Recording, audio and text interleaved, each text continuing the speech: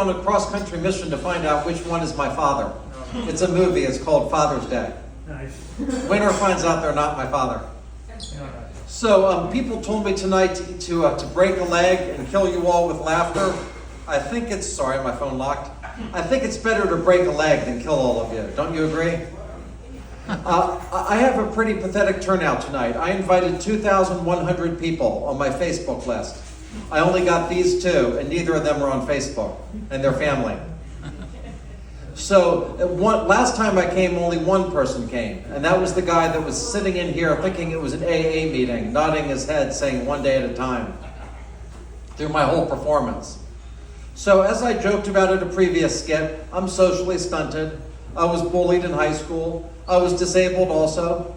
And in school, I was picked on. My nickname went from Smiley to Fag to Go Kill Yourself, all in 3 years. But then my one teacher brought hope to me. He told the class that he thought I'd be a school shooter one day. All of a sudden, everybody wanted to be my friend. No one wanted to be hurt. Doesn't work that well in the workplace. But the fellow here was talking tonight about sex. And he made the joke about you can't suck at sex if you've never had it before. So I'm proud to say I don't suck at sex. I'm the 44-year-old virgin. The only girl I was attracted to was my brother's ex-wife, and she was crazier than me. So you know I'm good staying away from it. Yes, they knew it was a bad sign at that wedding when the entire bridal party got lost on 95 and missed most of the wedding. In fact, the lady over there in the corner looks like my brother's ex-wife. Is that you? Okay. So that gets me to my topic, which is, in school, I always talked about death too much. It made teachers uncomfortable, but I put the fun in funeral. This weekend we went to the funeral for my Uncle Arthur. And I got this joke with the blessing of Arthur's children. Arthur just died, and he was the only member of my mother's family more stunted than me socially. In fact, at the funeral, when they said he's in a better place, I said, yeah, a place with no eye contact. Uncle Arthur made me look well-adjusted for decades. He had taught me previously how to raise my middle finger right when I told him he looked like Donald Trump, and he flipped me the bird.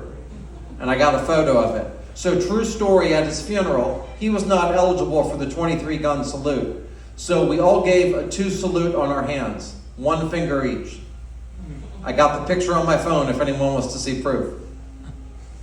He would have been so proud, they said. Now, whenever I would mess up socially as a kid, my mother would say, Michael, stop, you're acting like my Uncle Arthur.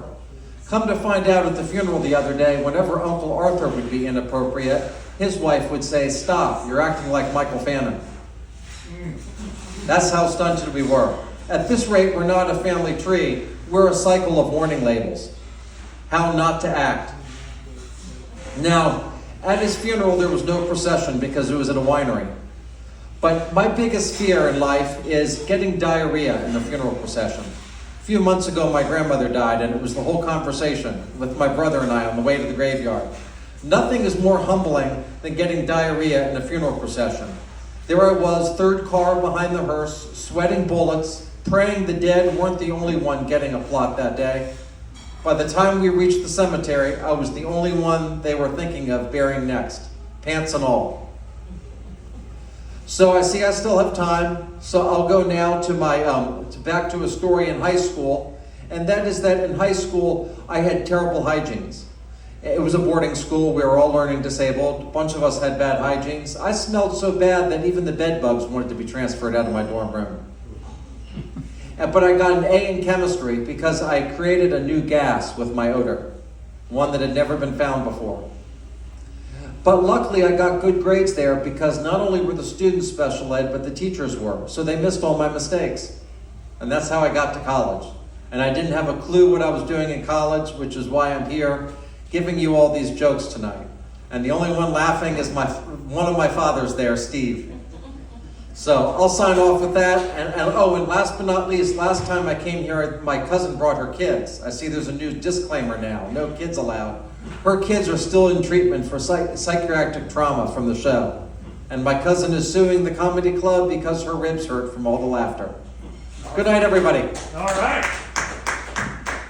Good stuff. Thank you. All right, Michael Fannon. Let's hear it for Michael. Sorry for all my interruptions. Second time on stage. How about that? All right. Grandpa, how'd he do?